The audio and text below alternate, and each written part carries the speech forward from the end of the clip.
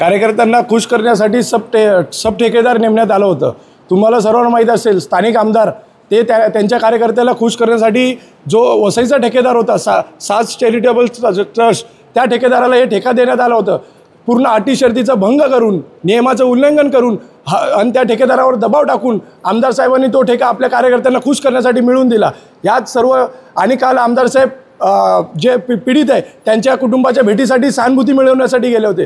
तुम्ही त्या संबंधित जे ठेकेदार आहे त्यांच्यावर काय कारवाई करणार हे जनतेला सांगितलं नाही किंवा पोलीस स्टेशनला तुम्ही कळवलं नाही। फक्त सहानुभूती मिळवण्यासाठी तुम्ही त्या कुटुंबाची भेट घेण्यासाठी तिथे गेले होते। यात राजकीय म्हणजे स्वतःचेच कार्यकर्त्याचा ठेका येतो। इथं काय सांगमध्ये ठेकेदार हे राजकीय लोकांचे पुढारी लोकांचे आहे, काय सांगणार? आम्हाला जर असं म्हणायचं आहे ना की क्रीडा संकुल असेल किंवा इतर कोणत्या गोष्टी असू देत, इथे ह्या महापालिकेचे अधिकारी जवळपास डोळं झाकून आपलं काम करत आहेत। कारण अनेक लोक मृत्युमुखी जात आहेत। आज काल जो घटना घडली ती अत्यंत दुर्दैवी होती आणि क्रीडा संकुलामध्ये तुम्हाला तिकडे सुरक्षा रक्षक असतील किंवा त्या गोष्टी असतील, उपाययोजना असतील, त्या सगळ्या तिथे करायला हव्या होत्या, परंतु त्या लोकांनी केलेलं नाही आहे। आणि राजकीय वरद असतं तर आहेच, तुम्हाला सगळ्यांना ज्ञात असेल की ते ठेका कुणाचा आहे आणि कुणाच्या आशीर्वादाने चाललेला आहे। परंतु जर या ठेकेदारावरती किंवा सब ठेकेदारावरती जर सदोष मनुष्यवधाचा गुन्हा दाखल झाला नाही तर ह्याच्यापेक्षाही उग्र आंदोलन तुम्हाला महाराष्ट्र नवनिर्माण सेना दिसेल। कारण आम्ही या निष्पाप मुलं असतील किंवा विद्यार्थी असतील किंवा तरुण असतील, हे अशा प्रकारे पैसे कमवण्याचं काम हा ठेकेदार करतो आहे आणि त्याच्याकडून निष्काळजीपणाने हे जर केलेलं आहेत हे बेजबाबदारीपणा, आणि ह्याला पण हे अधिकारी जे संबंधित अधिकारी यांच्याकडे अधिभार होता ते पण ह्याला जबाबदार आहेत। ये मटकी दे दो भाई। आज आप लोग महानगर पालिका में लेके आंदोलन कर रहे हैं, क्या मामला है, किस तरह का? देखिए, कल जो घटना हुई 11 साल का बच्चा वो स्विमिंग पूल पे जो स्पोर्ट्स कॉम्प्लेक्स है मिरोड के, वहाँ पे वो उसका डूब के उसका मृत्यु हो गया। ये बहुत ही निंदनीय, खेदजनक है। और वहाँ के जो ठेकेदार है या जहाँ पे भी जो जिनको ठेका दिया है, जिनको कॉन्ट्रैक्ट दिया है, ये लोग अपनी लापरवाही की वजह से वो बच्चे का जान गया। अगर वहाँ पे कोई सेफ गार्ड या कोई वहाँ पे सुरक्षा रक्षक होता, यदि वहाँ पे उसका जान नहीं जाता, जिन माँ बाप ने उस बच्चे को पाल पोस के 11 साल बड़ा किया, अचानक ऐसा चीज़ घटना घटती है और यहाँ के अधिकारी अपने मस्त एसी में बैठे हैं।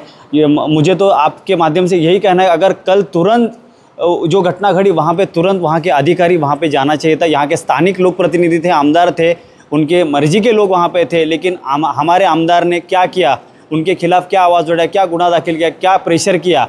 हालांकि आपको वो सब देखने को मिला कि प्रेशर के अलावा वो अपने लोगों को बचाने के इसमें वो लोग लगे हुए हैं। सहानुभूति या थोड़ा सा सिंपैथी मिले वो गेन करने के लिए वहाँ पे गए थे। लेकिन महाराष्ट्र नवनिर्माण सेना आज आपको इस स्टाइल से मिली है। आने वाले दिनों में इससे भी उग्र आंदोलन इस महापालिका को देखने को मिलेगा, आपके माध्यम से मैं कहना चाहता हूँ।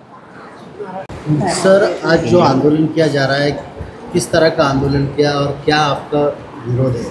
काल तुम्ही पाहिलं असेल, एक 11 वर्षाचा मुलगा आहे, त्यात ग्रंथ मुंथा याचं काल स्वर्गीय लोकनेता गोपीनाथ मुंडे इथे जलतरण तलावामध्ये स्विमिंग करताना मृत्यू झालेला आहे। याचं सर्वस्व जबाबदारी हे साहस चॅरिटेबल ट्रस्ट आणि त्यांचा सब ठेकेदार यांचा आहे। पालिकेने त्यांच्यावर गुन्हा दाखल केला पाहिजे, कारण की कुठलीही वास्तू भाड्याने देताना अटी शर्तीचं पालन केलं जातं, अटी शर्ती ठेवल्या जातात, पण अटी शर्तीच्या विरोधात 4-5 वर्षापासून तिथे काम चालू होतं। तिथे GST भरला जात नाही ठेकेदाराकडनं, आणि जो ठेकेदार आहे त्याने सब ठेकेदार ठेवला आहे। असा सब ठेकेदार ठेवायची कुठल्याही अटी शर्तीमध्ये परवानगी नसतानाही सब ठेकेदार ठेवलेला आहे, आणि ही सर्वस्व जबाबदारी सब ठेकेदार आणि साहस चॅरिटेबल ट्रस्टचे। तर महाराष्ट्र नवनिर्माण सेनेची मागणी आहे की त्यांच्यावर प्रथम गुन्हा दाखल करा, पीडित परिवाराला नुकसान भरपाई, आर्थिक नुकसान भरपाई मिळाली पाहिजे, आणि जोपर्यंत या सर्व गोष्टी होत नाही तोपर्यंत आम्ही हे जे लोकनेता क्रीडा संकुल आहे ते आम्ही चालू होऊन देणार नाही। हे आज तुम्ही आंदोलन केलेलं आहे, काय सांगणार? हे आंदोलन कशा प्रकारे? हे महापालिकेला कळणार नाही ना। काल ज्या घरात मृत्यू झाला आहे, ज्या मुलाचा मृत्यू झाला आहे, 11 वर्ष ज्या आईवडिलांनी सांभाळलं आहे, ज्याच्या घरात जो मृत्यू होतो त्या लोकांनाच कळतं तिची व्यथा। ही व्यथा दाखवण्याचं काम महाराष्ट्र नवनिर्माण सेनेने प्रतिमात्मक दाखवलेलं आहे। हे आमचं कुठलंही आंदोलन नाही आहे। आज आम्ही हे निवेदन द्यायला आलो आहे, कारण की हे अधिकारी ते एवढे निगरगट्टे झालेले आहे महापालिकेची की यांना आंदोलन करून हे कारवाई प्रस्तावित आहे, कारवाई करत आहे अशी नालायकपणे उत्तरं देत आहे। म्हणून महाराष्ट्र नवनिर्माण सेना हे आता निवेदन देतानाच हे अशा प्रकारे एक प्रतिमात्मक आंदोलन म्हटलं तरी चालेल, पण निवेदन देण्याचा प्रयत्न करत आहे आम्ही. पुलिस की भूमिका पे क्या कहेंगे?